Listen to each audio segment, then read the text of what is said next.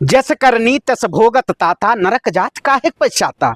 देश के प्रधानमंत्री जी को पता होना चाहिए। देश के प्रधानमंत्री ने कांग्रेस के प्रति जिस तरीके से अभद्र भाषा का प्रयोग किया, वो उस समय मुख्यमंत्री हुआ करते थे।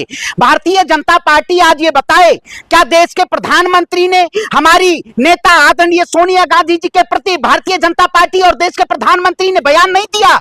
ये लोग सिर्फ और सिर्फ ढकोसलेबाजी करते हैं। देश के प्रधानमंत्री सबसे बड़े नौटंकीबाज हैं।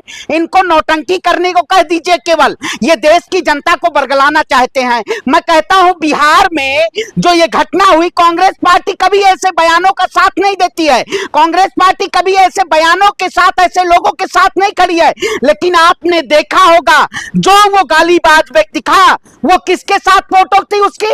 शिवराज सिंह चौहान के साथ फोटो थी, भारतीय जनता पार्टी के नेताओं के साथ फोटो थी। अरे देश के प्रधानमंत्री राजनीतिक अपनी चमकाने के लिए बिहार में किन मुद्दों पे चुनाव लड़ा जाए, उन मुद्दों को कहीं ना कहीं भुनाने के लिए अपने ही कार्यकर्ताओं से अपने ही मां के प्रति गालियां दिलवा रहे हैं। ये लोग सिर्फ और सिर्फ ढकोसलेबाज लोग हैं।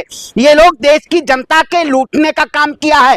आज बताइए, मैं पूछना चाहता हूं, सासाराम से और पटना तक जो वोटर अधिकार यात्रा रही, वो पूरी तरीके से न्याय की यात्रा रही, हक की यात्रा रही, अधिकार की यात्रा रही। लेकिन भारतीय जनता पार्टी ने इस देश की जनता को, आप बताइए, बिहार बंद का आह्वान कर दिया गया। अरे बिहार बंद में क्या शिक्षिकाओं को रोका जा रहा है, एम्बुलेंस को रोका जा रहा है, लोगों को पीटा जा रहा है। एनडीए का गुंडा तंत्र बिहार में अब नहीं चलेगा। अब बिहार की जनता ने ठाना है, कांग्रेस पार्टी को कहीं ना कहीं पूर्ण बहुमत से जनता के जनमत के द्वारा अब की बार सरकार आने जा रही है। ये लोग डरे हुए हैं, ये लोग सहमे हुए हैं। ऐसी सरकार आज तक आजादी के 75 साल में नहीं हुई कि बिहार में जिस तरीके से इन्होंने लूटने का काम किया है।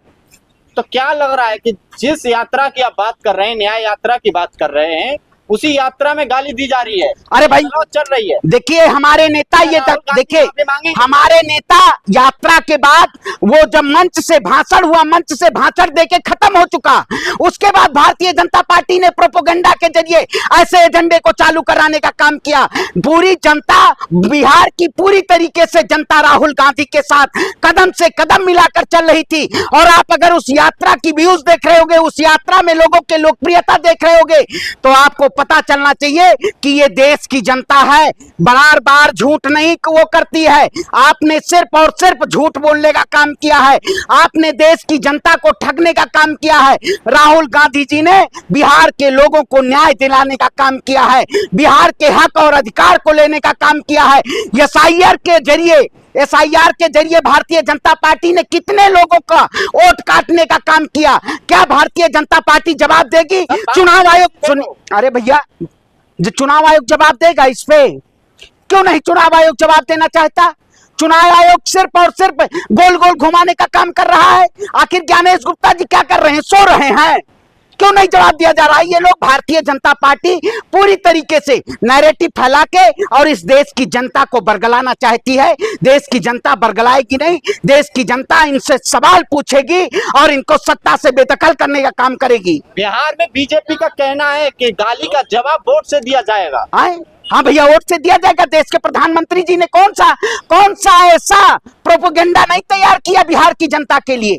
देश के प्रधानमंत्री ने देश की जनता और बिहार की जनता को ठगने का काम किया है। आप चले जाइए, इन्होंने 10 साल के विकास को कहीं ना कहीं विनाश करने का काम किया है। ये सिर्फ और सिर्फ ऐसी सरकार है जो देश की जनता के साथ अन्याय किया है। और राहुल गांधी जी की जो वोटर अधिकार यात्रा रही, उसकी अपार सफलता, और देश की जनता ने उनके साथ कदम से कदम मिलाकर चलने का काम किया और इस देश को न्याय दिलाने का काम किया है। और हम न्याय के प्रहरी हैं। देश के प्रधानमंत्री जी माफी मांगे जो उन्होंने राहुल गांधी के प्रति तमाम ऐसे अशोभनीय भाषा का प्रयोग किया, उन्होंने सोनिया जी के लिए तमाम ऐसे अशोभनीय भाषा का प्रयोग किया, उसके लिए देश के